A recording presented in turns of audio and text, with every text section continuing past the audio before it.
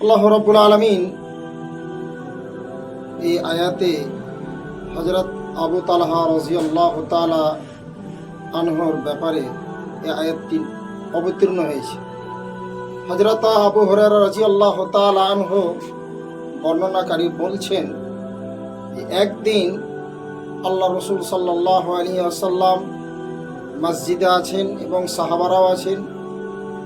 এই মুহূর্তে একজন জৈনক একটি লোক আল্লাহ রসুল সাল্লাল্লাহু আলাইহি ওয়াসাল্লামকে পেশ করছেন যে, ইয়া রাসূলুল্লাহ, ওগো আল্লাহর নবী, আমি অত্যন্ত ক্ষুধার্ত, আমাকে খিদা লেগেছে।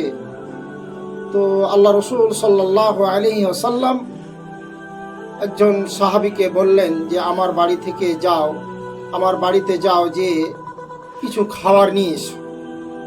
সেই সাহাবী গেলেন, বাড়িতে খাবার খুঁজলেন।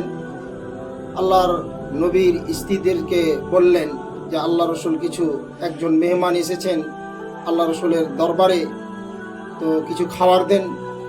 তো আল্লাহ রসুল সাল্লাল্লাহু আলাইহি ওয়াসাল্লামের স্ত্রীরা বললেন যে, পানি ছাড়া আমাদের বাড়িতে আর কিছু নেই। আবার আল্লাহ রসুল সাল্লাল্লাহু আলাইহি ওয়াসাল্লাম বললেন যে, আমার অমুক বাড়িতে যান। সেই বাড়িতেও গেলেন। তো আল্লাহ রসুল সাল্লাল্লাহু আলাইহি ওয়াসাল্লামের স্ত্রীরা বললেন যে, পানি ছাড়া কিছু নেই। নবী করিম সাল্লাল্লাহু আলাইহি ওয়াসাল্লাম বললেন, ও আমার সাহাবারা, কে এমন আজকের দিনে, আজকের রাত্রে কে এমন আছো যে এই মেহমান, আমার মেহমানের কে তোমরা আজকে তার ক্ষুধার্তকে নিবারণ করবা, কে তাকে আজকে এর মেহমানদারি কে করতে পারবা? তো হযরত আবু তালহা আনসারী রাদিয়াল্লাহু তাআলা আনহু দাঁড়ালেন, বললেন, ইয়া রাসূলুল্লাহ, ওগো আল্লাহর নবী, আমি সেই মেহমানটিকে আমি নিয়ে যাব আমার বাড়িতে। হযরত আবু তালহা আনসারী রাদিয়াল্লাহু তাআলা আনহু নিয়ে গেলেন। নিয়ে যাওয়ার পরে তিনি তিনার বিবিকে বললেন যে, বাড়িতে কিছু খাবার আছে কি? তিনার বিবি বললেন যে, বাড়িতে তো সেই রকম খাবার কিছু নাই, এক টুকরো অর্ধেক রুটি আছে, আর আপনার বাচ্চারা সেই ক্ষুধার্ত অবস্থায় আছে। তো হযরত আবু তালহা আনসারী রাদিয়াল্লাহু তাআলা আনহু বললেন যে, এই মেহমানটি হচ্ছে আল্লাহ রসুলের মেহমান। তিনার বিবি বললেন যে, আমাদের বাড়িতে আজকে রহমত নাজিল, বরকত হবে, কেননা আল্লাহ রসুলের মেহমান।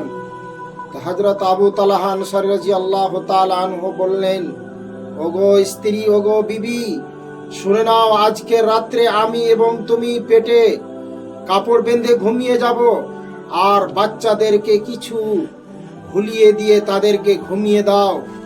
এটা আজকে করতে হবে। আর যখন আমি আর মেহমান যখন খাবার খেতে বসবো, ওই মুহূর্তে তুমি কিন্তু এই যে আলোটা জ্বলবে, আমরা যখন খেতে বসবো সেই আলোটাকে তুমি কিন্তু নিভিয়ে দিবা। আর আমি মেহমানের সঙ্গে মুখটাকে নাড়াচাড়া করব। মেহমান মনে করবে যে আমার সাথে আমার সঙ্গে খাচ্ছে, কিন্তু মেহমান খেয়ে অসুধা হয়ে যাবে, মেহমানের ক্ষুধার্ত মিটে যাবে। এই মতো তিনার বিবি এইরকমই ভাবে আলোটিকে নিভিয়ে দিয়ে হযরত আবু তালহা আনসারী রাদিয়াল্লাহু তাআলা আনহু সেই মেহমানের সাথে খাওয়ার পরে, মেহমানকে পেট ভরে খাওয়ার পরে সেই মেহমান আরাম বিশ্রাম করলো। হযরত আবু তালহা আনসারী রাদিয়াল্লাহু তাআলা আনহু সকাল যখন হলো, তিনি নবীজির মসজিদে গেলেন।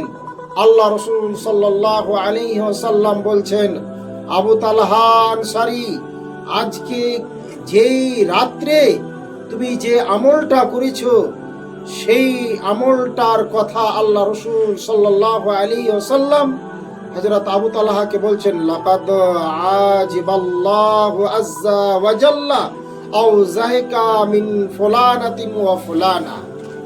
আবু তালহা, আজকে যে তোমার ব্যাপারটাতে আল্লাহ রাব্বুল আলামিন তুমি যে আচরণ করেছো মেহমানের সঙ্গে, যে আচরণটা দেখালছো সেই আচরণটাতে রব্বুল আলামিন এত সন্তুষ্ট হয়েছে তোমার আমলে, তোমার কাজে, যে মেহমানকে তুমি যেইভাবে আচরণটা করেছো সেই আচরণটাতে রব্বুল আলামিন এত খুশি হয়েছে তোমার ব্যাপারে। ওয়ায়ুসিরুনা আলা আনফুসিহিম, তোমার ব্যাপারে এই আয়াতটা অবতীর্ণ হয়েছে যে তুমি নিজেকে ক্ষুধায় রেখে, নিজেকে তুমি কষ্ট, তোমার বাচ্চাদেরকে কষ্ট, তোমার বিবিকে কষ্ট রেখে, তাদেরকে না খেয়ে তুমি তোমার মেহমানকে এত প্রাধান্য দিয়েছো তোমার চাইতে, এতে আল্লাহ রব্বুল আলামিন অত্যন্ত খুশি হয়েছে, তোমার ব্যাপারে এই আয়াতটি নাজিল হয়েছে। হযরত আবু তালহা আনসারী রাদিয়াল্লাহু তাআলা আনহু বললেন, ইয়া রাসূলুল্লাহ, ওগো আল্লাহর নবী, যদি আমার ব্যাপারে এই আয়াতটি নাজিল না হতো, কিয়ামত পর্যন্ত আমি যে আমলটা আমার মেহমানের সঙ্গে আমি করেছি এই ব্যাপারে পৃথিবীতে কোনো লোক জানতো না, কিন্তু আল্লাহ রব্বুল আলামিন আপনাকে জানিয়ে দিয়েছেন। তো এখান থেকে বোঝা যায় যদি মেহমান আসে আমাদের বাড়িতে, তাহলে মেহমানের আমাদেরকে কি করতে হবে? খাতির করতে হবে, মেহমানের ইজ্জত করতে হবে। এতে রব্বুল আলামিন অত্যন্ত সন্তুষ্ট হবেন। আল্লাহ রব্বুল আলামিন সেই বাড়িতে বরকত নাজিল করবেন। আল্লাহ রব্বুল আলামিন যেন আমরা এই মেহমানকে দেখে আমরা বখিলতা না করি, আমরা কৃপণতা যেন না করি। আল্লাহ রব্বুল আলামিন যেন আমাদেরকে মেহমানের ইজ্জত এহতরাম করার তৌফিক দেন। ওয়া মা তৌফিক ইল্লা বিল্লাহ। আসসালামু আলাইকুম।